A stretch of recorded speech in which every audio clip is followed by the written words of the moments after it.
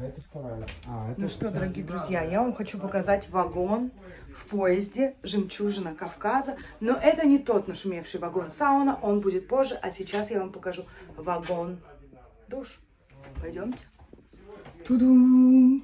Итак, мы заходим в вагон душ. Смотрите, здесь есть целых 3 кабинки. Это только женская часть, есть такая же еще и мужская. В каждой кабинке есть шампунь, мыло, ну и, конечно же, фен.